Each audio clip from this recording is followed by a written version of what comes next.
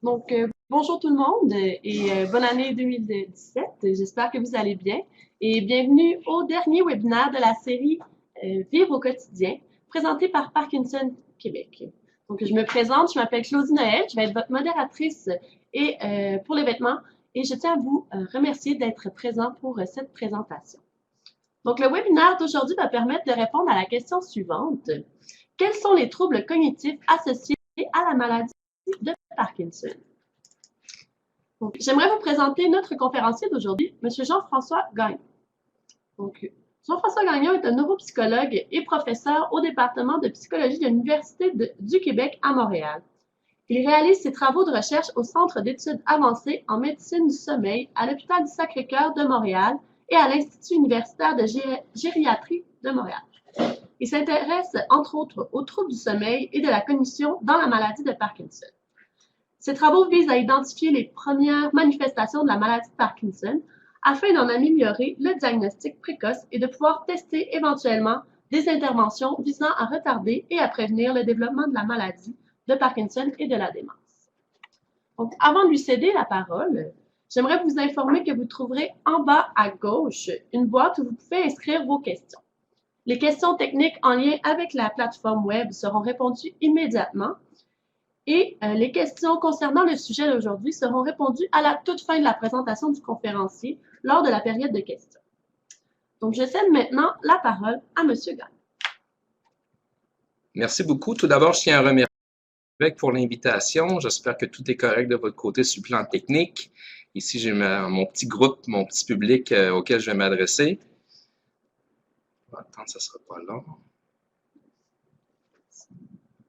Est-ce que je peux faire disparaître le reste?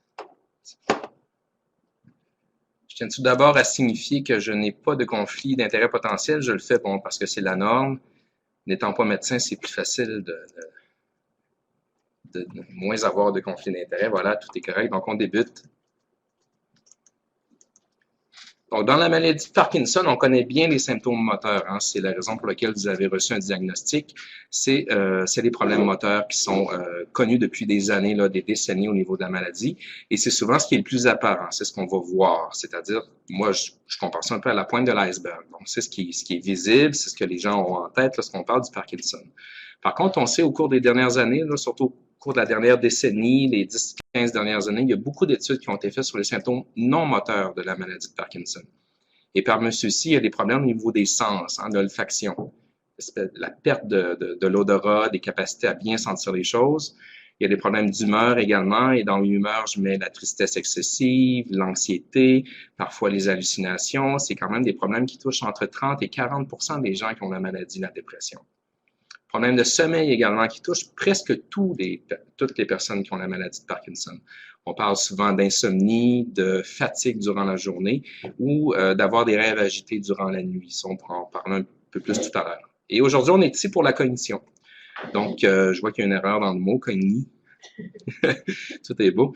Donc, on va parler de la cognition aujourd'hui, donc des problèmes cognitifs qui sont un des symptômes majeurs non moteurs de la maladie de Parkinson, qui sont très handicapants à la fois pour la personne qui les vit, ces problèmes-là, mais également pour l'entourage et pour le personnel soignant, pour les professionnels de la santé qui vont venir en aide aux gens qui sont atteints de la maladie. Et pourquoi on a tous ces symptômes-là, à la fois des symptômes moteurs et non moteurs, c'est que le cerveau, dans la maladie de Parkinson, les anomalies touchent plusieurs régions du cerveau et pas uniquement une région. J'ai mis en jaune ici ce qu'on appelle la substance noire, qui est la région où on rencontre les neurones dopaminergiques, donc la dopamine qui est fortement associée au problème moteur de la maladie. Mais on sait que d'autres régions du cerveau vont être atteintes. Des régions du tronc cérébral, c'est les régions les plus foncées en 1 et en 2. Et lorsqu'on monte en 5 et en 6, on voit en fait le cortex cérébral, les régions qui sont importantes pour la cognition, entre autres. Donc, à un moment donné dans la maladie, ces régions-là risquent d'être atteintes, ce qui va entraîner l'apparition des différents problèmes cognitifs de la maladie de Parkinson. Donc voilà, aujourd'hui, on parle de cognition et de Parkinson. J'ai mis quelques informations là que je provient de l'Université de Montréal. Ici, vous avez, en fait, en fait, c'est un sujet délicat, la cognition, qu'on soit atteint ou non de la maladie de Parkinson. Lorsqu'on parle de problèmes cognitifs, lorsqu'on parle d'une diminution de la cognition, c'est gênant. On en parle peu, comme pour la plupart des symptômes moteurs, en fait, on va en parler très, très peu. C'est délicat parce que ça, on a l'impression dans le fond, d'être diminué dans notre façon de vivre, dans nos capacités. On a en fait, l'impression que notre personne en est affectée. Donc, je crois qu'il faut en parler. En tout cas, je suis très content qu'on m'ait invité aujourd'hui pour en parler, mais je crois qu'entre vous, c'est-à-dire avec votre conjoint, avec votre conjointe, surtout avec le personnel soignant, parce que bon, les traitements sont limités, mais on peut agir, il y a des choses qu'on peut faire. Et si on ne parle pas des choses qui nous dérangent, ces choses-là sont quand même là, ils vont pas se cacher, ils vont demeurer là. Donc, je crois que c'est important, même si c'est un sujet délicat, qu'on puisse l'aborder là avec son entourage et avec le personnel, notre médecin, notre neurologue. Le plan de la conférence aujourd'hui, je vais quelques diapositives là, très, très brèves sur qu'est-ce que le cerveau et les cellules du cerveau, les neurones. Donc, très, très bref, on en parle dans quelques diapos seulement. Ensuite, je vais aborder la cognition et le vieillissement. Donc, c'est quoi la cognition? Et quels sont les changements normaux qui surviennent avec le vieillissement? Parce que lorsqu'on vieillit, il y a j'appelle pas ça des diminutions, mais des changements qui apparaissent que toutes les personnes vont vivre. Donc, je vais les aborder pour ensuite parler de quels sont les problèmes cognitifs qu'on retrouve dans la maladie de Parkinson. Lesquels sont les premiers signes, lesquels sont les signes plus tardifs, comment qu'on fait pour les détecter, hein? Comment qu'on fait par dépistage ou par une évaluation plus formelle des fonctions cognitives. Je vais vous parler également des facteurs à risque, de l'impact que ça peut avoir dans la vie de tous les jours. Et je vais terminer avec des interventions où, en fait, comment on peut intervenir ou comment on peut diminuer l'impact de ces problèmes cognitifs-là. D'accord? On ne peut pas les guérir, mais on peut, d'une certaine façon, les prévenir et on peut en diminuer l'impact par certaines interventions, vous allez voir, que vous pouvez appliquer dans la vie de tous les jours. Donc, l'objectif premier, vraiment, aujourd'hui, c'est de reconnaître la nature, les caractéristiques et l'impact fonctionnel des troubles cognitifs dans la maladie de Parkinson. Ensuite, je vais vous offrir, en fait, on va essayer je vais vous présenter des stratégies qui vont favoriser les nouveaux apprentissages, parce que ce qui est le plus dérangeant dans les problèmes cognitifs, c'est souvent lorsqu'on a de la difficulté à apprendre de nouvelles choses ou qu'on perd le souvenir des événements. C'est pas l'atteinte la plus importante dans la maladie de Parkinson, mais je vais vous donner quelques stratégies qui vous permettent d'y faire face à ces problèmes-là et qui vont favoriser les apprentissages, que vous soyez ou non atteint de la maladie de Parkinson ou que vous soyez jeune ou âgé. Donc, cerveau, d'accord, c'est l'enveloppe du cerveau qu'on voit, en fait, le dessus, le cortex. Le cortex, c'est ce qui est le plus développé chez l'être humain et c'est au niveau du cortex qu'on retrouve beaucoup de neurones. Les neurones, c'est les cellules qui permettent justement à notre cerveau de pouvoir penser, réfléchir, être attentif, de pouvoir parler, de pouvoir écouter. Donc, c'est vraiment le cerveau qui est l'organe responsable des facultés mentales, de la cognition. Et le cerveau, en infiniment petit, là, lorsqu'on le regarde au microscope, on voit des neurones. Bon, je ne vais pas rentrer dans les détails, mais les neurones sont constitués d'un noyau, d'antennes qui reçoivent les informations et d'un long conduit qu'on appelle l'axone. Et donc, la cellule nerveuse, ce qui est intéressant, c'est qu'elle peut transmettre de l'information électrique. D'accord? C'est un courant électrique qui passe au travers le neurone et ça permet aux neurones de libérer des messagers chimiques qui vont permettre à deux neurones de communiquer entre eux. D'accord? Et ça permet de former des réseaux. Donc, plusieurs neurones qui sont connectés entre eux vont former des réseaux. Et les réseaux, c'est la base de la cognition. C'est la base de vos nouveaux apprentissages. C'est la base de votre attention, de votre langage. C'est ces réseaux-là de neurones qui travaillent ensemble qui permettent d'actualiser, d'avoir une cognition, d'être des êtres intelligents et qui ont des facultés mentales. Et dans la maladie, imaginez ici qu'on perd un ou deux neurones ou qu'on en perd des milliers dans le réseau, bien, le réseau va être atteint, le réseau ne pourra plus travailler de façon optimale. Et c'est là qu'on va voir apparaître des problèmes cognitifs. Lorsque le réseau est endommagé, comme c'est le cas dans la maladie de Parkinson, l'atteinte de ces réseaux neuronaux-là vont créer non seulement les problèmes moteurs que vous connaissez bien, mais également les problèmes cognitifs. Donc, qu'est-ce que c'est la cognition? La cognition, c'est l'ensemble de nos capacités mentales, de nos facultés mentales. Et on divise la cognition en différentes catégories. Vous avez ce qu'on appelle la vitesse de traitement de l'information. C'est votre capacité à traiter les informations qu'on vous donne lors d'une discussion, lors de l'exécution d'une tâche. Est-ce que vous êtes quelqu'un de rapide ou est-ce que vous êtes ralenti? Donc, c'est votre capacité à traiter rapidement les informations. Il y a ce qu'on appelle l'attention et on peut diviser l'attention en différentes catégories.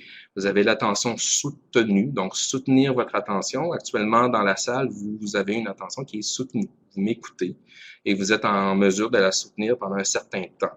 1 heure, 2 heures. On va tous avoir des baisses au niveau de notre attention. Il y a des baisses qui sont plus importantes que d'autres parfois. Donc, il y a des gens qui vont avoir de la difficulté à soutenir leur attention pendant un bon moment. L'attention divisée, c'est la capacité à faire 2 choses en même temps. Par exemple, écouter une conversation et écouter la radio. Lire pendant que vous m'écoutez. L'attention sélective, c'est l'attention qui permet d'empêcher les distractions autour de nous de survenir pour se concentrer sur un message. Si actuellement il y avait une radio ici dans la salle, par exemple, certaines personnes auraient de la difficulté à m'écouter. D'accord? D'autres seraient en mesure de ne pas écouter la radio pour se concentrer sur moi. Donc, c'est ce qu'on appelle la sélectivité de l'attention, la capacité d'orienter notre attention vers le message important. Ou, si vous voulez, la capacité à éliminer les distractions. Les fonctions exécutives, c'est les fonctions qui nous permettent de planifier les choses, d'organiser les choses et de résoudre des problèmes. Par exemple, si vous avez organisé un souper ce soir pour 10 personnes, d'accord? Il faut planifier les choses. Planifier le menu, aller à l'épicerie, préparer la cuisson des aliments également, c'est-à-dire cuire les choses dans le bon ordre. Hein? On fait pas, il y a un ordre à respecter. Donc, planifier les choses, s'organiser dans ce qu'on fait et résoudre un problème. Si, par exemple, le matin, vous apprenez qu'un des invités est allergique à ce que vous cuisinez, bien, il vous faut un plan B. Donc, vous avez un problème, une personne est allergique, c'est inattendu, bien, vous devez vous mobiliser pour trouver une solution à ce problème-là. Ça, ce sont vos fonctions exécutives qui permettent d'organiser et de résoudre les problèmes. Vous avez bien sûr la mémoire et l'apprentissage, et il existe différentes sortes de mémoire, différentes sortes d'apprentissage. Il y a la mémoire des connaissances, c'est ce qu'on apprend depuis qu'on est jeune, les dates importantes, les personnages importants, le nom sur les visages, ce sont nos connaissances du monde autour de nous. De savoir que la Tour Eiffel, c'est à Paris, c'est une connaissance que vous avez appris. Vous savez pas quand vous l'avez appris, mais vous le savez. Il y a les habiletés, hein, faire du ski, faire du vélo, apprendre à coudre, apprendre des tâches motrices nouvelles.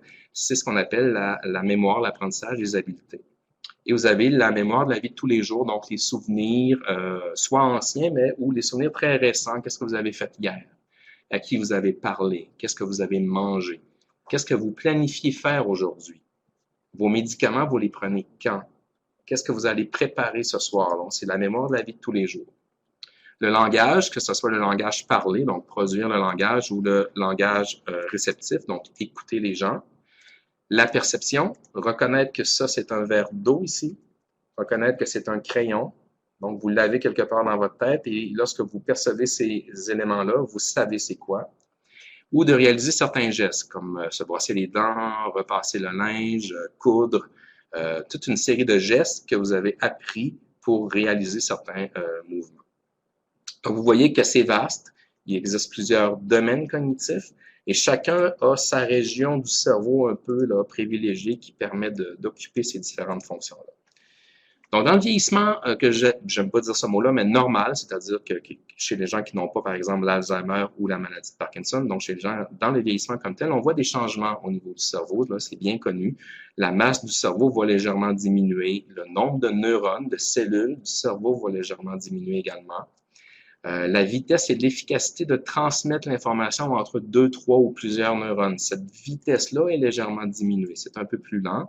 Et il y a une baisse de certains messagers chimiques, certains neurotransmetteurs, qu'on observe lorsqu'on vieillit, tout simplement.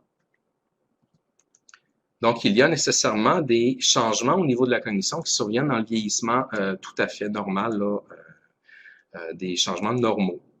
Il y a des choses qui demeurent bien préservées. D'accord, qui, en vieillissant, vont même parfois s'améliorer. Ce qui demeure bien préservé, c'est notre mémoire des connaissances et des habiletés. Donc, de savoir que la Tour Eiffel, c'est à Paris et que Paris, c'est la capitale de la France, ça reste très longtemps, d'accord, dans le vieillissement normal. Savoir faire du ski, savoir tous les gestes automatiques qu'on fait en conduisant, par exemple, c'est des choses qui demeurent inchangées au cours de notre vie. On va être un peu plus lent pour faire du ski. Mais la technique comme telle pour faire du ski, même après des arrêts de plusieurs années, moi j'ai fait du ski quand j'étais jeune, j'ai arrêté pendant 15 ans, ça a pris seulement 2-3 descentes pour que je retrouve, que je me sente confortable. Donc, c'est des habiletés motrices qui sont très bien ancrées dans votre cerveau. Au niveau du langage également, on trouve très, très peu de changements, même que le langage va s'améliorer, le vocabulaire va devenir plus riche souvent. L'expérience de vie fait que notre langage devient plus riche. Ce qu'on risque d'observer parfois, c'est ce qu'on appelle un léger manque du mot, c'est d'avoir de la difficulté à aller avoir accès aux mots, chercher un peu plus nos mots, avoir le mot sur le bout de la langue. Donc, ça, c'est tout à fait normal. Là, c'est un des signes tout à fait normal du vieillissement. La perception change très peu, pas la vision, là, je parle pas des sens comme tels, mais de reconnaître que c'est un verre d'eau et c'est un verre, c'est des choses qui demeurent assez bien ancrées. Et le fait de réaliser des gestes là, de la vie de tous les jours, ça demeure très bien préservé également.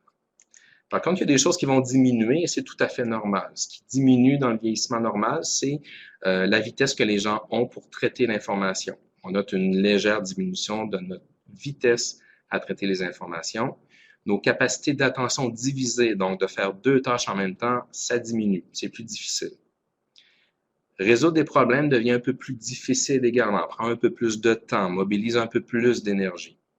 Et la mémoire de la vie de tous les jours, donc de récupérer des souvenirs des choses qu'on a fait hier ou dans la semaine précédente, c'est un peu plus ardu. D'accord? C'est pas inquiétant, mais on note que c'est un peu plus difficile de récupérer ces informations-là, de récupérer les souvenirs.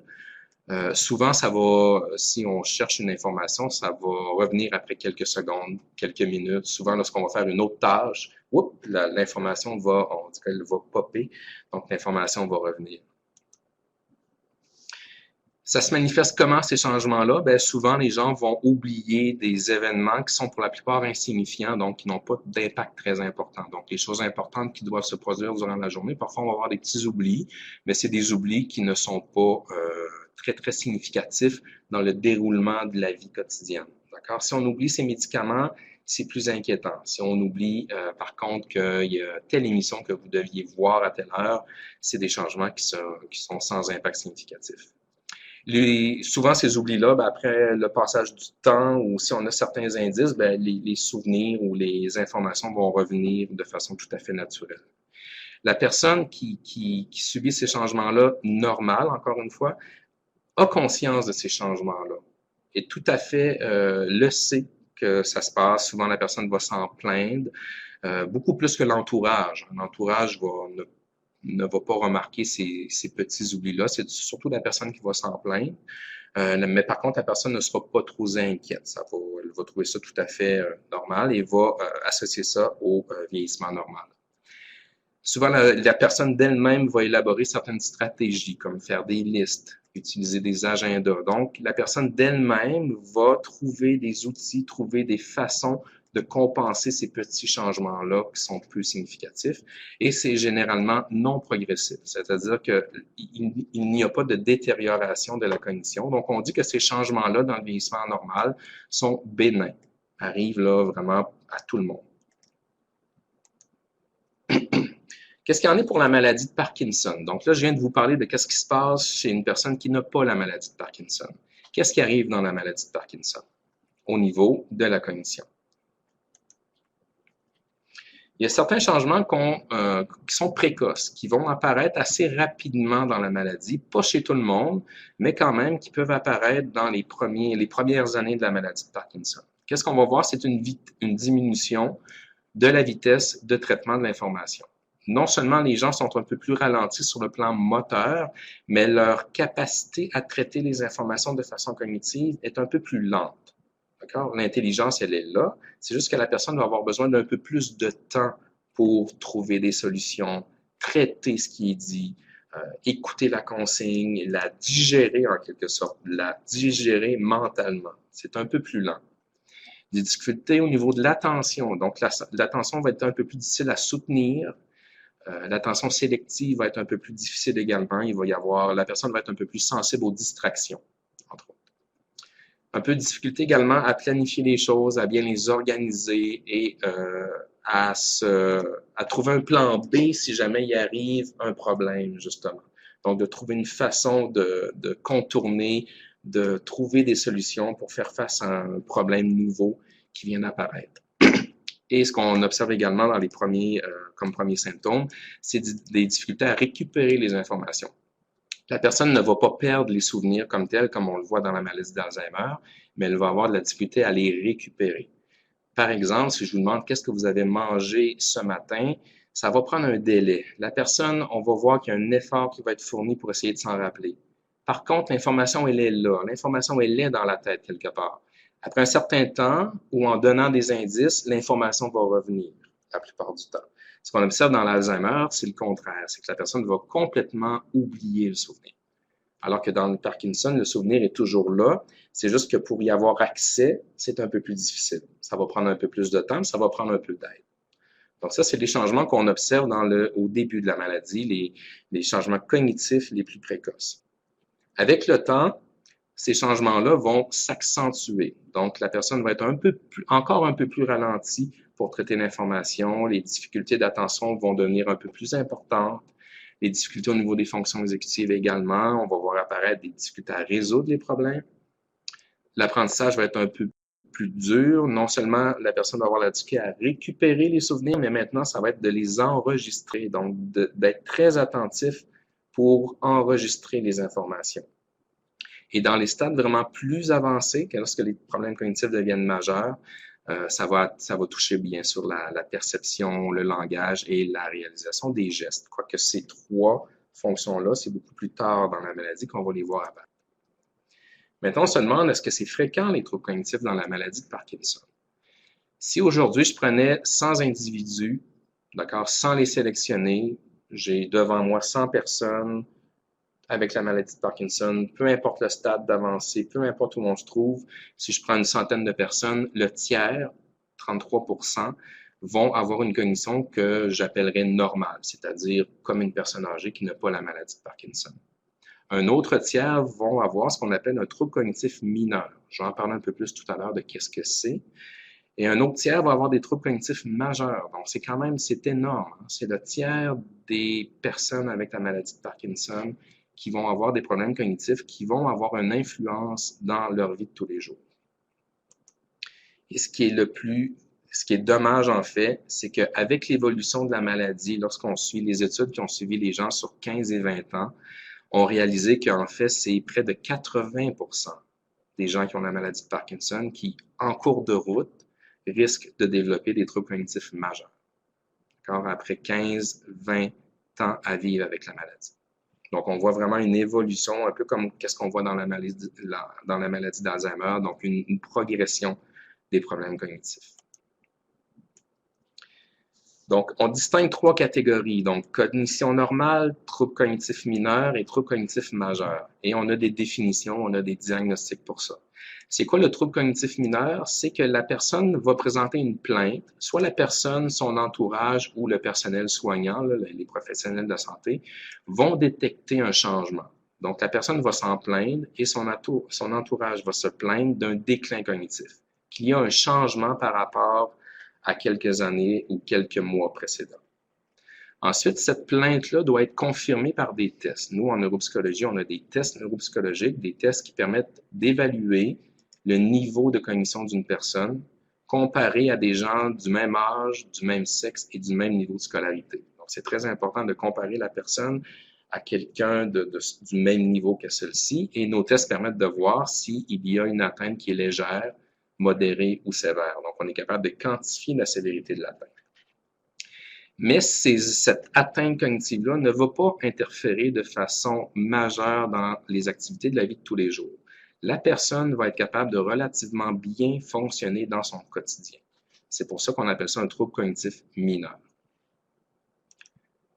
Donc, il y a des critères qui ont été proposés en 2012 dans la revue Movement Disorder, pour ceux que ça intéresse. C'est des critères qui sont actuellement évalués. On essaie de voir ces critères-là. C'est les trois stades que je vous ai montrés tout à l'heure. On essaie de mieux les valider. Le trouble cognitif mineur peut évoluer et devenir un trouble cognitif majeur. C'est ce qu'on appelait autrefois la démence. Donc, il existe une démence dans la maladie de Parkinson, la démence de type parkinsonienne. D'accord? C'est pas, on parle pas de folie, hein, on associe souvent démence à folie. Démence en gériatrie et en neurologie, c'est signe de trouble cognitif majeur. Donc, c'est toujours la présence d'une plainte, toujours la confirmation de cette plainte-là par des tests. Mais qu'est-ce qui distingue le trouble cognitif majeur du trouble cognitif mineur? C'est que le trouble cognitif majeur va interférer dans la vie de tous les jours. La personne va avoir de la difficulté à réaliser des tâches quotidiennes, comme faire la cuisine, faire le ménage, s'occuper du budget, prendre sa médication de façon autonome. Donc, c'est des changements qui vont apparaître et qui vont interférer de façon importante dans le déroulement de la vie de tous les jours.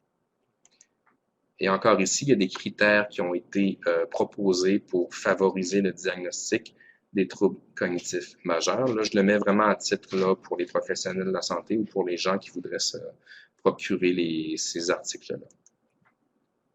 Donc, on voit une certaine progression. Souvent, les gens vont être normaux au niveau de leur cognition, vont tranquillement voir apparaître ces problèmes cognitifs-là, donc vont avoir un trouble cognitif qu'on appelle mineur, vont par la suite avoir un trouble cognitif modéré et par la suite vont avoir un trouble cognitif majeur. Par contre, c'est important de le dire, ce ne sont pas tous les individus avec un trouble cognitif léger qui vont aller vers un trouble cognitif majeur. Il y a une proportion d'individus qui vont soit se stabiliser ou qui vont même parfois revenir à la normale. Par exemple, si en début de maladie, vous souffrez de dépression également et que vous traitez la dépression, ça pourrait faire, souvent la dépression dans les premières années montre justement cause des problèmes cognitifs comme des problèmes d'attention, ce qui pourrait faire croire qu'on est en présence d'un trouble cognitif mineur, mais lorsqu'on traite la dépression, on se rend compte que la cognition revient à la normale. S'il y a des problèmes vasculaires qui étaient là, comme du diabète ou de l'hypertension, que ces problèmes vasculaires-là sont traités, parfois on voit les gens redevenir vers la normale.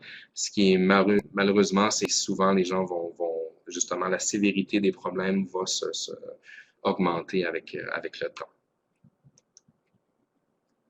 Comment qu'on les détecte? Donc, dans la vie de tous les jours, si vous êtes une personne qui pensez souffrir de problèmes cognitifs ou pour votre entourage ou même pour le personnel soignant, les ergothérapeutes, les physiothérapeutes, les infirmières, il y a des signes dans la vie de tous les jours qui vont nous frapper un peu. Premièrement, est-ce que la personne retient les consignes? Est-ce qu'on doit lui répéter de façon fréquente les consignes? Est-ce qu'elle les retient? Est-ce qu'elle enregistre l'information? Si la personne ne retient pas les consignes et que c'est fréquent, c'est un drapeau là, qui signifie qu'il y a peut-être quelque chose qui est ici. Est-ce que la personne est orientée dans l'espace? Est-ce qu'elle sait où elle est? Est-ce qu'elle reconnaît les endroits dans l'espace? Au niveau du temps, est-ce qu'elle connaît la date, la semaine, le mois, l'année? Ou de sa personne, est-ce qu'elle reconnaît en fait qui elle est? C'est quoi son histoire biographique, ses enfants, les petits-enfants? Donc, est-ce qu'elle est orientée au niveau des trois sphères, spatiale, temporelle et personnelle? Est-ce que la personne est plus distraite que d'habitude? Ça, on le note des fois, on le voit des fois que la personne ne nous écoute pas comme avant, que la personne va porter attention au bruit aux alentours, que la personne ne retiendra pas les consignes parce qu'il y a trop, elle va être distraite par la radio, par la télévision. Ça, on peut le voir. Est-ce qu'elle gère bien ses traitements? Est-ce qu'elle prend ses traitements de façon autonome, aux bonnes heures, aux bonnes doses? Est-ce qu'elle connaît bien les médicaments qu'elle va prendre? Est-ce qu'il y a un changement qui s'est opéré à ce niveau-là? Est-ce que c'est une personne qui est devenue un peu plus impulsive? L'exemple classique que quand j'étais praticien en centre de réadaptation, c'est des gens qui se retrouvent avec une fracture, qui se retrouvent en chaise roulante et qui oublient de mettre les freins avant de se lever. Si ça se répète continuellement, ce genre de petits signes impulsifs-là qui sont nouveaux, pas des choses qui étaient déjà là, mais des choses qui apparaissent, c'est le signe qu'il y a peut-être quelque chose. Ou est-ce que la personne a besoin de plus d'encadrement, d'être un peu plus surveillée, d'être un peu plus guidée, d'être un peu plus accompagnée? Ça peut être le signe là, ici qu'il y a des problèmes cognitifs qui sont en train de se développer. Qu'est-ce qui arrive si vous notez ces signes-là? Premièrement, c'est d'en parler avec votre médecin. Hein. C'est la première ligne, c'est votre médecin, c'est votre neurologue. Et le médecin ou neurologue va faire un dépistage. Donc, il risque de vous administrer un court test dont je vais vous parler tout à l'heure qui permet de dépister les problèmes cognitifs. Il va les prendre en charge. Et bon, vous allez le voir tout à l'heure, il n'existe pas de traitement encore, mais il y a certaines médications qui peuvent être données où on peut faire le tour, par exemple, des facteurs de risque, on peut faire le tour des facteurs de protection. Donc, il y a une certaine prise en charge qui peut être faite et on va essayer, bien sûr, de suivre l'évolution avec les mois, avec les années. Donc, ces tests-là vont être répétés à tous les ans pour voir s'il y a eu progression des problèmes cognitifs. C'est possible qu'on vous réfère en neuropsychologie. La neuropsychologie, c'est une spécialité. C'est pas tous les centres hospitaliers, c'est pas tous les services qui ont la chance d'avoir accès à ce service-là. Mais surtout dans le cas où s'il y a des problèmes qui commencent à débuter, ou si on se retrouve à un certain moment où il semble y avoir des problèmes importants, mais on a de la difficulté à pouvoir bien les caractériser, on peut vous référer en neuropsychologie. Donc, on va faire une évaluation qui est beaucoup plus poussée. C'est des évaluations qui durent de 2 à 3 heures, parfois 4-5 heures, dans lesquelles on va faire le tour de vraiment toutes les fonctions cognitives dont je vous ai parlé tout à l'heure. On va vraiment passer beaucoup de temps avec des tests à faire le tour, à faire un bilan, en fait, de votre cognition. On va aider à la prise en charge, bien sûr, et on va pouvoir permettre de suivre l'évolution et de s'ajuster selon la progression des problèmes cognitifs. Pourquoi consulter un neuropsychologue? Vous pouvez le faire dans le domaine public, mais en privé également. Malheureusement, ça coûte quelques sous. Mais si on le fait, c'est pas un luxe. En fait, on le fait parce qu'on a des doutes, parce qu'on a des questions, parce qu'on veut mieux détecter les problèmes cognitifs. Qu'est-ce que le neuropsychologue va faire? Il va préciser la nature et la sévérité des problèmes cognitifs. OK? C'est quel domaine qui est atteint et c'est quel domaine qui est préservé. Et si le domaine est atteint, est-ce que c'est une atteinte qu'on considère comme étant légère, modéré ou sévère? Donc, on peut quantifier avec les tests la sévérité de l'atteinte cognitive.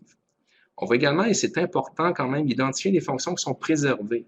D'accord? Vous avez vu tout à l'heure qu'il y a plusieurs domaines cognitifs. Bien, en début de maladie, il existe beaucoup de domaines qui sont préservés. Quels sont ces domaines-là et comment ces domaines-là pourraient aider à compenser les domaines qui sont atteints?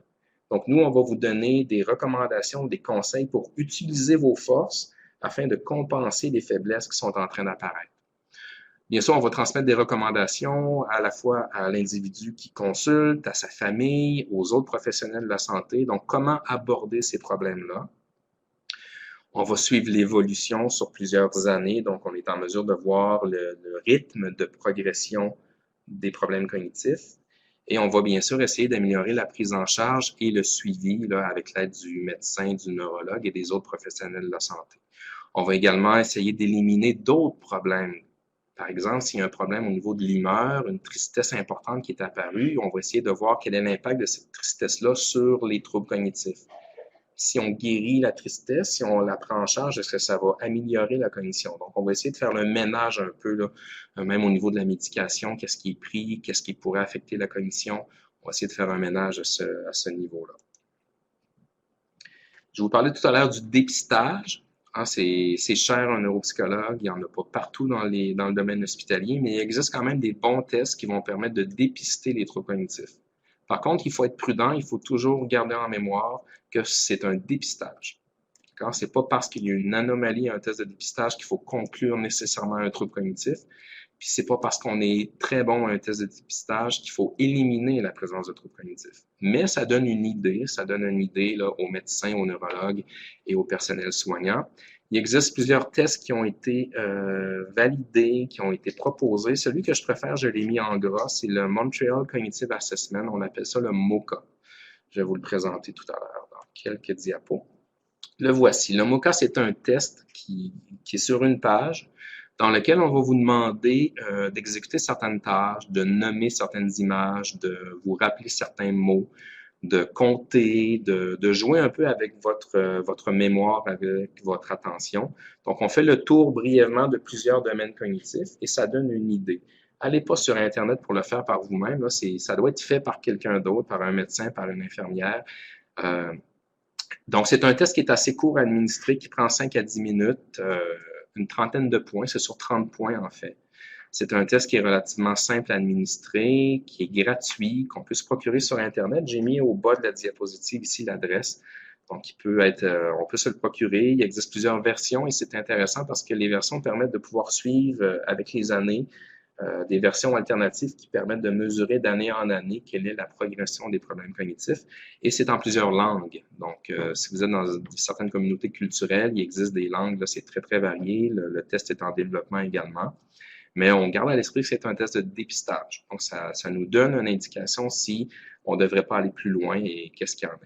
Je sais que le mini-mental, ce qu'on appelle le MMSE ou le mini-mental ou le Folstein, est un test qui est très, très utilisé pour détecter pour dépister des problèmes cognitifs, que ce soit dans l'Alzheimer et tout. Malheureusement, sa sensibilité dans la maladie de Parkinson a été remise en question. Et il semblerait que, selon les publications, que c'est le MoCA qui est l'outil le plus intéressant par rapport au mini-mental pour dépister les problèmes cognitifs dans la maladie de Parkinson. J'ai quelques diapos on essaie de les comprendre, ces problèmes cognitifs-là. Pourquoi ils surviennent? Qu'est-ce qui est associé? Qu'est-ce qui cause ces problèmes-là? Donc, vous savez, dans la maladie de Parkinson, c'est la dopamine qui est un des messagers chimiques qui manque. D'accord? Et c'est la cause de certains problèmes moteurs, ce manque de dopamine-là. Et la médication que vous prenez, c'est des agents dopaminergiques qui vont permettre de compenser cette perte de dopamine-là. Par rapport aux troubles cognitifs mineurs, il y a plusieurs messagers chimiques qui ont été identifiés qui pourraient jouer un rôle. La dopamine, la noradrénaline et l'acétylcholine. Donc, c'est 3 messagers chimiques différents qui joueraient un certain rôle dans l'apparition des troubles cognitifs mineurs. Qu'est-ce qui se produit lorsqu'une personne a des troubles cognitifs mineurs et que tout à coup la progression devient plus importante et qu'elle se retrouve avec un trouble cognitif majeur? Les hypothèses actuelles nous orientent vers l'acétylcholine. Un peu comme dans la maladie d'Alzheimer, ça serait ce messager chimique-là qui jouerait un rôle, peut-être le rôle le plus important dans le développement du trouble cognitif majeur. On sait également, il y a eu des études qui ont été faites avec la neuroimagerie sur le cerveau des gens qui ont le Parkinson et on remarque également dans les régions du cortex là, où c'est encadré là, en 5 et en 6, on retrouve des neurones qui vont mourir, on retrouve un volume de neurones un peu réduit. Donc, il y a des changements au niveau du cortex qui vont apparaître également dans la maladie de Parkinson qui pourraient être associés à la présence de ces troubles cognitifs-là avec l'évolution de la maladie de Parkinson. Quels sont les facteurs de risque? Donc, est-ce que ça veut dire qu'on est confronté un peu au fait qu'on ne peut pas faire grand-chose? On peut faire des choses, d'accord? On peut identifier certains facteurs qui nous mettent à risque d'avoir des problèmes cognitifs dans la maladie de Parkinson. Bien sûr, on ne s'en sort pas, il y a l'âge avancé. Plus on avance en âge, plus on est à risque d'avoir des problèmes cognitifs. Les gens qui ont un parkinsonisme un peu plus sévère, donc des problèmes posturaux, une rigidité importante, des troubles de la démarche ou le freezing, ce qu'on appelle comme en langage plus commun, d'avoir cette forme de Parkinson-là nous mettrait plus à risque d'avoir également des problèmes cognitifs. Les gens qui vont souffrir de dépression ou de tristesse excessive, c'est un facteur de risque de la présence de problèmes cognitifs. Les gens qui vont avoir des hallucinations, les gens qui vont présenter une bonne apathie, ce sont tous des marqueurs ou des facteurs qui mettent à risque de développer des troubles cognitifs majeurs. Bien sûr, le fait d'avoir un trouble cognitif mineur ou léger nous met plus à risque de développer par la suite un trouble cognitif majeur.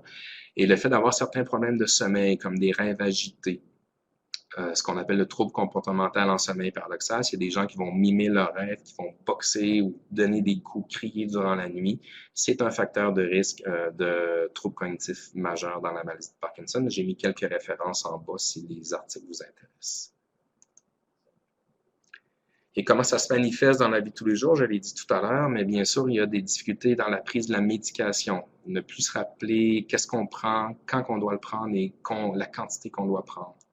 Difficulté à conduire l'automobile, ça c'est un signe qui ne ment pas. Si on note des changements au niveau de la conduite automobile, pas des changements qui sont dus aux problèmes moteurs, aux limitations motrices, des problèmes de distraction, rater un feu rouge, se perdre plus souvent, hésiter, donc des choses une conduite automobile qui est plus difficile ou des déplacements qui sont plus difficiles parce que la personne est de moins en moins orientée, ne sait plus vers où aller, le nom de la station de métro, le nom de l'autobus, de reconnaître le trajet. Donc, ça peut se manifester dans la conduite automobile et dans les déplacements. Et la personne qui va développer des troubles cognitifs majeurs va avoir tendance à s'isoler. C'est malheureux, mais à s'isoler sur le plan social, à s'isoler sur le plan professionnel. Donc, souvent, la personne ne pourra plus travailler. La personne va éviter un peu les rencontres de famille, les rencontres avec plusieurs personnes parce qu'il y a une certaine gêne qui est là. Il y a également une difficulté à pouvoir suivre la conversation, à pouvoir être impliqué sur le plan social, à pouvoir être actif sur le plan social. Donc, les gens vont avoir tendance à s'isoler. à souffrir d'un peu plus de somnolence, d'avoir une baisse de l'humeur, d'avoir de l'apathie. Donc, les problèmes cognitifs peuvent entraîner d'autres problèmes sur le plan du fonctionnement de la personne. Difficulté également à réaliser des activités quotidiennes comme préparer les repas, faire le ménage, faire les courses, gérer le budget, gérer la médication. Si la personne auparavant était capable de faire ces activités-là et que vous notez des changements, vous notez que c'est plus difficile, c'est peut-être qu'il y a présence de problèmes cognitifs. Quelqu'un qui a des problèmes cognitifs majeurs ne va pas s'alimenter de la même façon. D'accord? Premièrement, il y a le souvenir que la personne doit manger, le souvenir de qu'est-ce qu'elle a mangé, se rappeler que certains aliments sont périmés, se rappeler qu'on doit aller faire l'épicerie et acheter des nouveaux aliments. Également, les gens auront tendance à limiter leur alimentation à des choses un peu plus connues. Donc, la diversité de l'alimentation va être atteinte. Donc, il peut y avoir des problèmes de nutrition qui peuvent apparaître là, dans les stades avancés de troubles cognitifs majeurs. Et bien sûr, ben, il y a une baisse de qualité de vie là, à la fois pour la personne et pour son entourage parce qu'il y a beaucoup plus d'encadrement qui doit être accordé. C'est ça, l'encadrement nécessaire pour assurer une qualité de vie va être beaucoup plus exigeant. Prise en charge. Donc, il y a quand même des choses qu'on peut faire. Il existe certains agents pharmacologiques, on appelle ça des inhibiteurs de l'acétylcholinestérase. Là, les neurologues connaissent bien ces agents pharmacologiques-là, qui vont, en début de problèmes cognitifs, en début de problèmes cognitifs majeurs, qui vont permettre en quelque sorte de limiter un peu les symptômes. C'est pas magique. En fait, l'efficacité est contestée. Mais qu'est-ce qu'on se rend compte et qu'est-ce que les gens dans l'entourage nous disent? C'est qu'ils vont sentir que la personne est un peu plus éveillée, la personne est un peu plus présente, va être un peu plus fonctionnelle dans la vie de tous les jours. Donc, ces agents-là ont quand même un effet. C'est pas un effet qu'on va vraiment pouvoir quantifier puis mesurer avec des tests, mais on sent que la personne, elle est plus présente. Ça dure quelques mois, quelques années, mais ça ne stoppe pas, ça n'arrête pas la progression des problèmes cognitifs. Ça va, pendant quelques mois, quelques années, diminuer l'impact, mais c'est pas un traitement qui est curatif. D'accord? Et ça doit être, il y a des effets secondaires également, donc ça doit être discuté avec votre neurologue, avec votre médecin, bien sûr. On doit éliminer d'autres conditions médicales comme des problèmes de vision, des problèmes d'ouïe, certains médicaments parfois qui peuvent provoquer des problèmes cognitifs. D'accord? Il faut en parler avec votre neurologue, avec votre médecin, revoir un peu la médication qui est donnée, s'assurer que l'humeur est correcte, s'assurer qu'on n'est pas en présence d'une dépression qui pourrait affecter la cognition. Et s'assurer également qu'il n'y a pas des problèmes de somnolence qui pourraient laisser croire que la personne a des problèmes cognitifs. On doit s'assurer du soutien psychosocial. Donc, est-ce que l'entourage est assez solide, est assez fort, est assez diversifié pour venir en aide à la famille et à la personne? On peut envisager une rééducation cognitive. On ne va pas rééduquer dans le sens où on ne va pas remettre à niveau la personne, mais on va pouvoir l'aider à développer des outils, utiliser des outils qui vont permettre de compenser les problèmes cognitifs qui sont présents. Vous pouvez en parler avec les ergothérapeutes et surtout avec les neuropsychologues qui peuvent vous faire un plan de rééducation cognitive. Et il y a toute une équipe multidisciplinaire qui existe là, selon la qualité des soins où on est, mais bien sûr le neurologue, le psychiatre, le gériatre, le médecin de famille, le neuropsychologue, il y a des infirmières, des ergothérapeutes et travailleurs sociaux qui vont travailler en équipe pour diminuer ou prendre en charge les personnes qui présentent des problèmes cognitifs majeurs. Qu'est-ce qui est à éviter? Hein? Qu'est-ce qui est le plus dommageable pour la cognition? Bien sûr, il y a tout l'aspect que je vous dirais de mort neuronale de la maladie Parkinson, de certains neurones, mais c'est bien connu que les facteurs de risque vasculaire, c'est des menaces à la cognition. Donc, si vous souffrez d'hypertension non traitée, d'excès de cholestérol, le diabète, le tabagisme, l'obésité, la sédentarité, le fait de moins bouger, ce sont tous des facteurs qui ont été associés à une baisse de la cognition. Donc, c'est des facteurs de risque également, c'est des menaces. Donc, à éviter le plus possible. Qu'est-ce que vous pouvez faire? Donc, vous êtes maître un peu quand même si c'est pas très jojo ce que je vous raconte. Il y a quand même de la prévention qui peut être faite. Donc, il y a beaucoup d'études actuellement qui pointent qui vont dans la direction que l'exercice physique fait de façon régulière peut prévenir ou mettre un certain délai dans l'apparition des problèmes cognitifs. L'alimentation, bien s'alimenter, c'est reconnu. Le fait de socialiser, d'avoir un réseau sociale, des amis, des groupes de soutien, par exemple, aller à des conférences, se déplacer, entretenir notre équipe sociale, ça permet de prévenir certains problèmes cognitifs, là, d'aider en quelque sorte, d'avoir des loisirs, des activités qui sont intellectuellement stimulantes, donc la lecture, les échecs. Je vous dis pas de passer des heures et des heures devant un ordinateur à jouer à des jeux pour entraîner votre mémoire. C'est pas du tout ça que je vous conseille. Je vous conseille de diversifier vos activités, donc d'être intellectuellement actif, lire les journaux, participer à des conférences, à des groupes, d'avoir des loisirs, cultiver sa santé affective, hein, la tristesse, les coups difficiles qu'on a dans la vie de tous les jours, notre anxiété, ça se traite, ça se gère. Donc, de bien cultiver votre santé affective. Le sommeil, c'est de plus en plus reconnu que le sommeil joue un rôle important sur la cognition et on sait que dans la maladie de Parkinson, il y a beaucoup de plaintes au niveau du sommeil. Les gens dorment moins bien, là, c'est très, très bien connu. Qu'est-ce qu'on suggère aux gens? C'est d'éviter les stimulants, donc surtout les benzodiazépines, donc des médicaments qui vont diminuer, qui vont favoriser l'endormissement, mais qui vont nous jeter dans une certaine brume mentale, là, selon les différentes molécules qui sont utilisées. C'est assez reconnu. Il y a des études qui montrent que l'utilisation là, je fais une petite pirouette, je vous parle des stimulants. Oubliez ce que je viens de dire dans les 30 dernières secondes. Donc, le café, la nicotine, tout ce qui est stimulant, et même les sources lumineuses. Hein, les tablettes, les ordinateurs avant de se coucher, la télévision avant de se coucher, ce sont tous des choses qui vont rendre le sommeil plus difficile. Si vous faites des siestes, assurez-vous que c'est des siestes qui sont assez courtes. En fait, c'est très bénéfique de faire des siestes, c'est recommandé, surtout si on souffre de somnolence. Donc, une courte sieste durant la journée de maximum 30 minutes et pas après 14 heures. Parce que si vous dormez plus longtemps que ça durant la journée et que vous dormez après 14 heures, ça va gruger du temps de votre nuit de sommeil. Votre nuit de sommeil va être moins bonne. Vous allez avoir plus de difficulté à vous endormir et à demeurer endormi. Donc, des courtes siestes durant la journée de 30 minutes, c'est génial. Ça permet de se remettre à jour.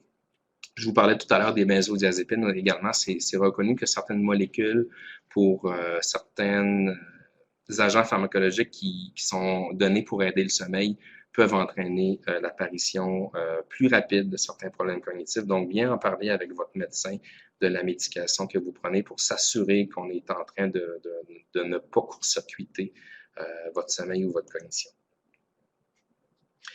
Ici, je vais présenter certaines fonctions qui peuvent être atteintes et je vais vous donner quelques trucs pour y faire face. Donc, si vous souffrez ou si vous avez un ralentissement à traiter les informations, qu'est-ce que vous pouvez faire? C'est d'alléger votre horaire et de prévoir du temps. Okay, c'est facile à dire, mais si c'est un peu plus lent pour vous de réaliser les choses, n'hésitez pas à alléger votre horaire et je vous conseille d'informer les gens autour de vous que c'est un peu plus difficile pour vous de traiter les informations. Habituellement, les gens vont s'adapter à ça et vous allez en ressortir vraiment gagnant. Donc, les gens vont vous parler un peu plus lentement, vont vous laisser un peu plus de temps pour écouter les consignes.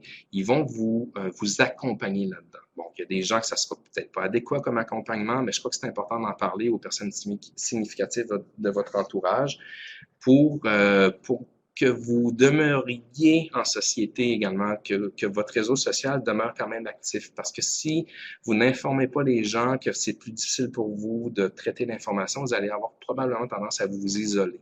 Donc, c'est un cercle vicieux. Donc, je sais que c'est gênant, puis je le sais que c'est pas tout à fait facile, mais les gens qui sont significatifs dans votre entourage, qui se comportent, que vous aimez beaucoup, vos amis, n'hésitez pas à les informer. Si c'est des problèmes d'attention, ben, l'impact qu'on voit dans la vie de tous les jours, c'est de la distraction. Hein? Vous êtes plus sensible à l'interférence autour de vous.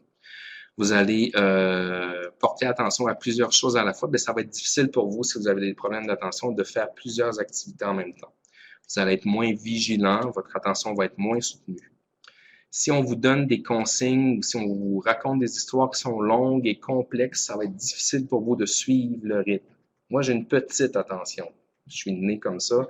Et quand on me raconte des histoires complexes, pouf, je décroche. À un moment donné, on décroche parce que c'est trop d'informations. C'est un des impacts des troubles d'attention.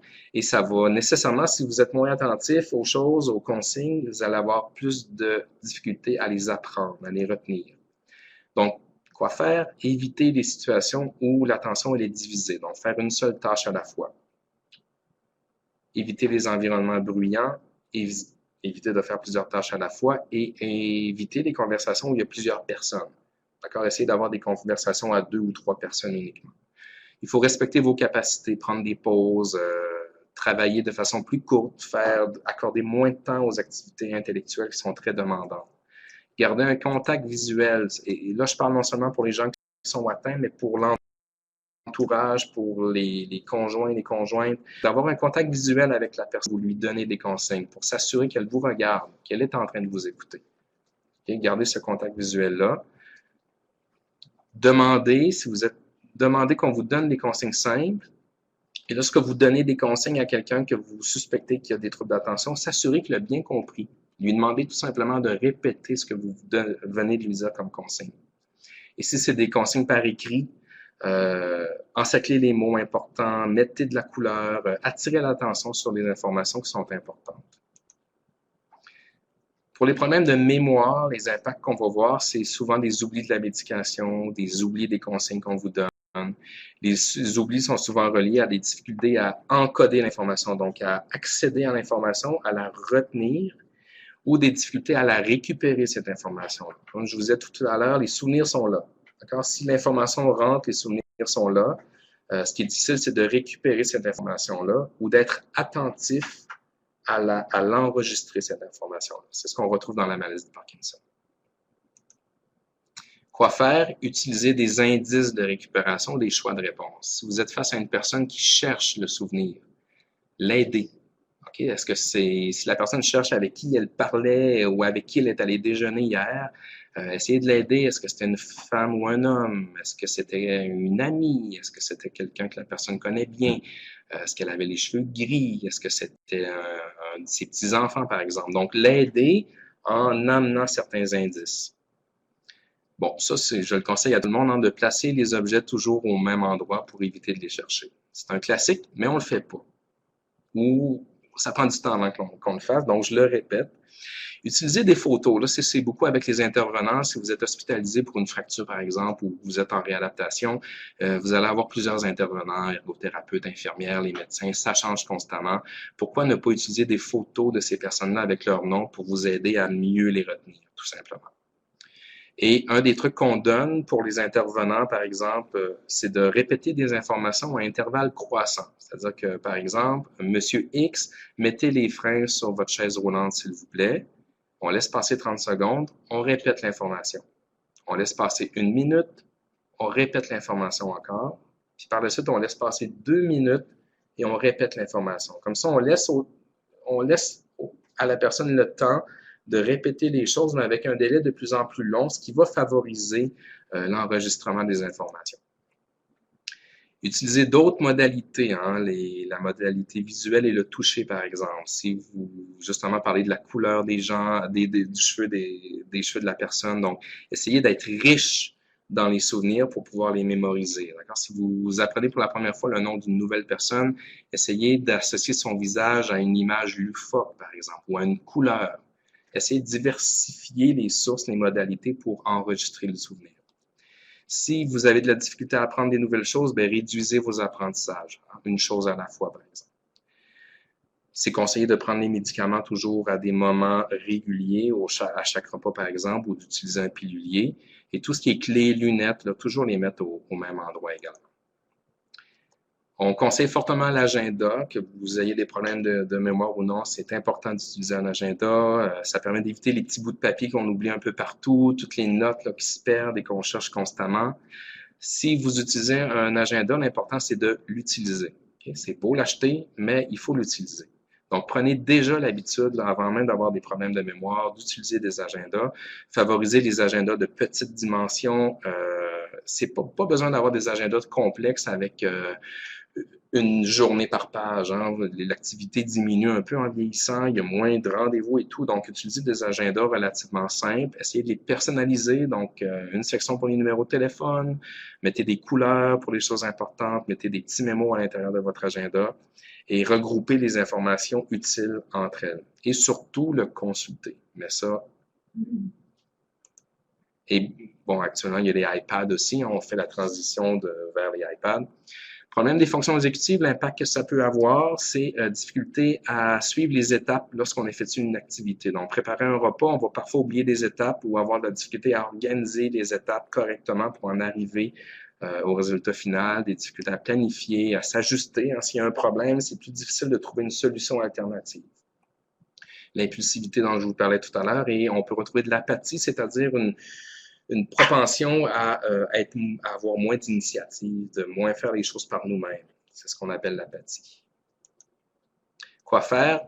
Faites-vous des listes, priorisez certains aspects, planifiez les tâches, planifiez les activités. Vous pouvez encadrer la personne, donc peut-être que la personne a de la difficulté à faire un repas par elle-même, mais aidez-la, encadrez-la, soyez un guide pour elle. Si les étapes sont lourdes, compliquées, les décortiquer, ces différentes étapes-là, les écrire sur une feuille pour les faire une après l'autre. Établir des routines, des habitudes qui sont relativement fixes, donc diminuer la nouveauté en quelque sorte. Faire que la personne soit bien encadrée dans un horaire et une routine. S'il y a des embûches, par exemple, on prépare un repas, on ne sait pas s'il y a quelqu'un qui est allergique, mais au cas où que, d'accord, on se prépare un plan B. Soit qu'on appelle les gens pour se renseigner, ou soit qu'on se dit, ben, je vais quand même avoir un repas végétarien ou un repas qui n'aura pas d'allergie. Donc, pensez à ces solutions-là d'avance et vous corrigez et vérifiez. Voilà, ça fait le tour. Je vous remercie. Si vous avez des questions, bon, ici, vous avez le site web de mon laboratoire. Donc, j'ai écrit quelques textes de vulgarisation sur la maladie de Parkinson et la cognition. Et je donne accès à ces textes-là. Donc, tout ce que je fais dans les médias ou tout ce qui est disponible, là, vous pouvez le trouver ici. Il y a également une section où, si vous êtes intéressé par les articles un peu plus scientifiques, vous allez avoir accès à ces différentes publications. Donc, je suis disponible pour les questions. Merci beaucoup. Donc, nous allons maintenant passer à la période des questions. Pour ce faire, vous allez voir en haut, vous avez l'endroit où vous pouvez inscrire vos questions. Sinon, je vais vous demander si vous pouvez remplir les différents sondages. Donc, je vais vous laisser un petit moment pour y répondre. Donc, on a déjà des questions. Première question. Donc,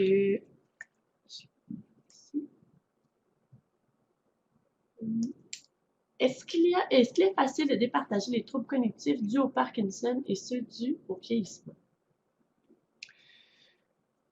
Au début, je vous dirais que c'est un peu difficile parce que, comme vous l'avez vu tout à l'heure, la diminution de la vitesse de traitement de l'information, les problèmes d'attention, les capacités à récupérer les informations, on le retrouve également dans le vieillissement normal. Ce qui va apparaître dans le Parkinson, c'est que ça va, je vous dirais que ça va causer de l'inquiétude. Le changement va être un peu plus marqué, un peu plus apparent. Donc, la personne, non seulement va sentir de l'inquiétude, son entourage va s'en rendre compte également.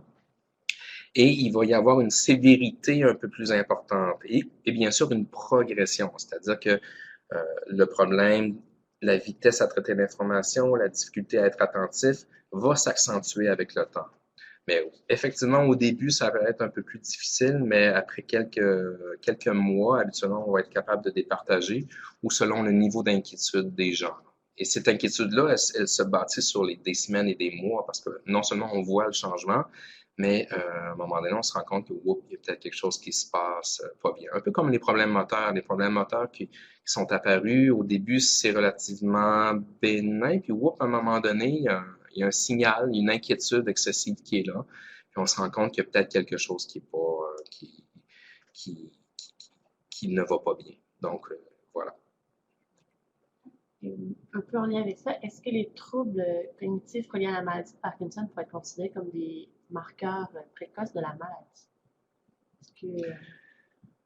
Habituellement, dans la majorité des cas, c'est vraiment les problèmes moteurs qui vont apparaître en premier, suivi, là, et là, c'est très variable. Hein. La progression est et vous le vivez, hein. Quelqu'un qui a la maladie de Parkinson est souvent très différent d'une deuxième personne qui a la maladie de Parkinson parce qu'il y a beaucoup de symptômes qui diffèrent d'une personne à l'autre. Euh, mais dans le cas des troubles cognitifs, ils vont la majorité du temps apparaître après les problèmes moteurs.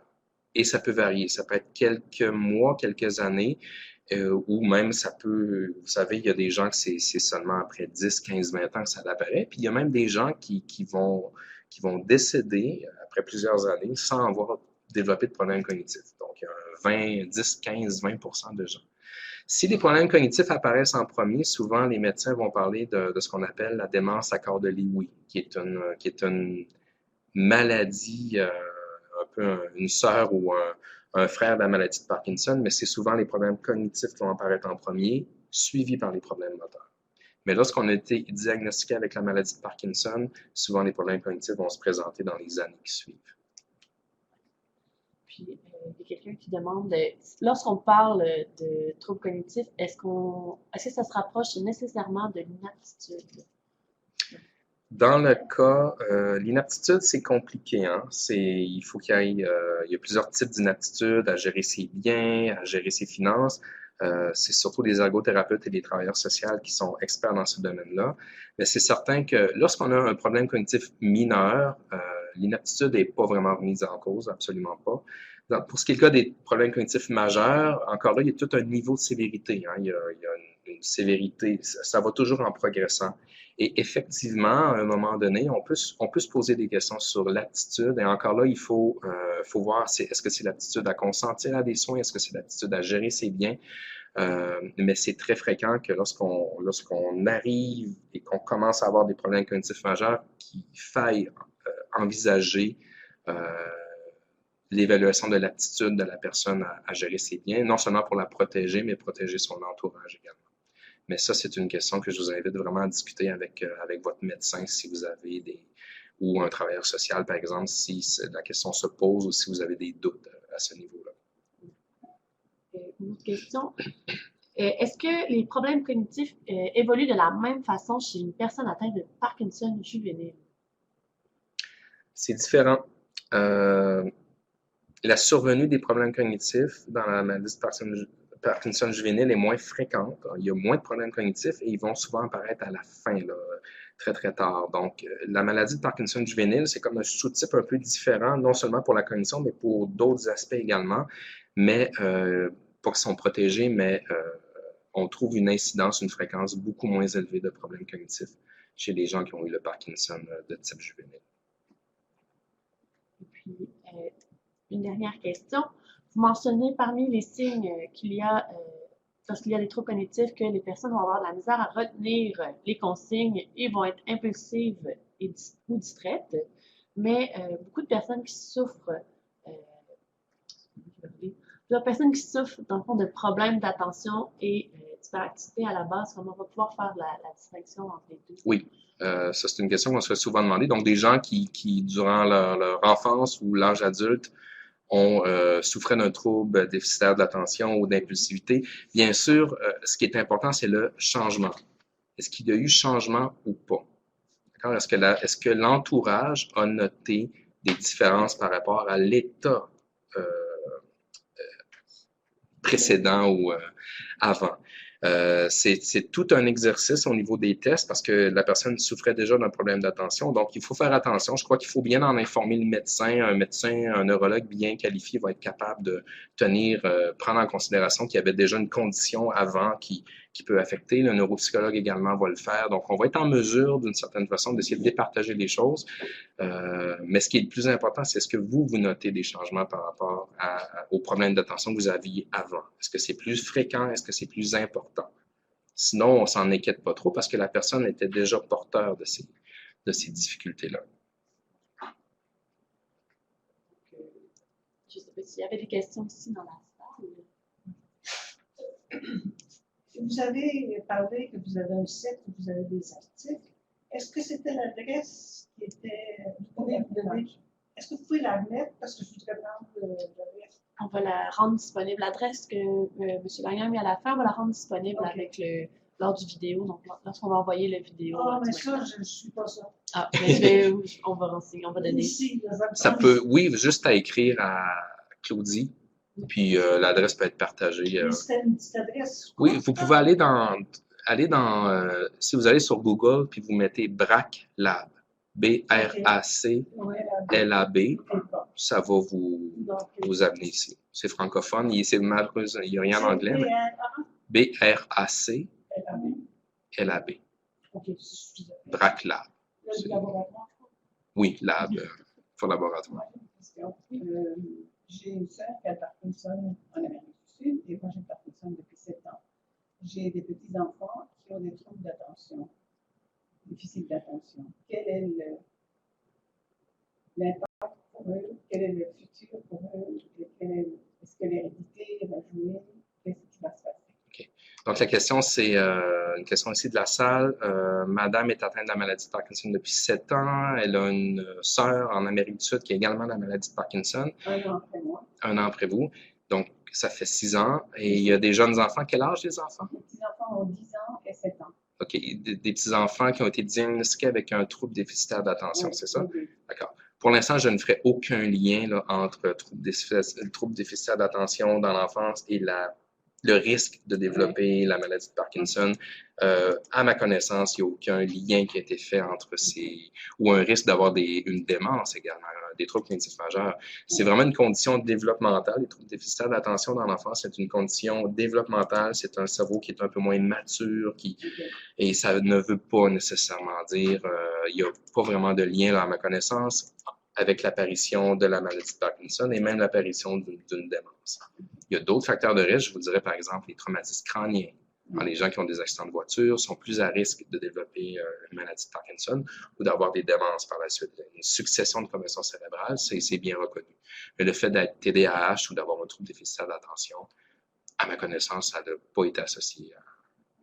Il va y avoir des manifestations, bien sûr, les mêmes manifestations que je vous ai montrées, mais il n'y aura pas cette progression-là ou ce risque plus accru de développer une maladie de Parkinson.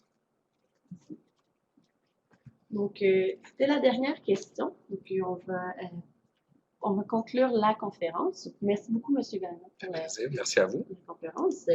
Et si vous avez d'autres questions qui vous surviennent, vous pouvez les envoyer par courriel à cnoel@parkinsonquebec.ca et nous les ferons parvenir à M. Gagnon. Donc, merci beaucoup d'avoir été présent. Et je tiens à vous rappeler que si vous avez manqué les événements précédents ou si vous souhaitez revoir celui-ci, ils sont disponibles sur notre site Internet en rediffusion. Et par la fin même, je vous indique que celui-ci était le dernier webinaire de la première série Vivre au quotidien par Parkinson Québec. Donc, juste pour vous informer que cette série de 6 webinaires était un projet subventionné par le programme Québec Amis des aînés. Et il s'agissait d'un projet de test. Donc, avec le nombre de participations que nous avons eues, on peut voir qu'il y a eu une très grande réussite et que vous semblez apprécier ce type de service-là. Donc, je tiens à vous en remercier personnellement et au nom de Parkinson Québec pour l'appui à votre projet. Et si vous avez apprécié votre expérience et que vous souhaitez nous aider à le perpétuer, je vais vous inviter à remplir les différents sondages que vous allez voir, donc les sondages qui sont présents ici, ceux que vous allez recevoir par courriel, et ça va nous aider à pouvoir, en fond, améliorer nos services et ainsi vous proposer d'autres conférences comme celle-ci pour vous aider à en apprendre plus sur la maladie. Donc, pour les prochains webinaires, il risque d'en avoir d'autres dans l'année. Donc, on vous conseille de rester à l'affût sur nos réseaux sociaux, donc via Facebook, Twitter et autres plateformes web, ou via notre infolette. Donc, juste à inscrire au courriel qui est inscrit dans la section à gauche. Sinon, je tiens à remercier encore une fois M. Gagnon de sa participation et à tout le monde qui est présent d'avoir assisté à nos webinaires et en espérant vous revoir bientôt sur les plateformes. Merci.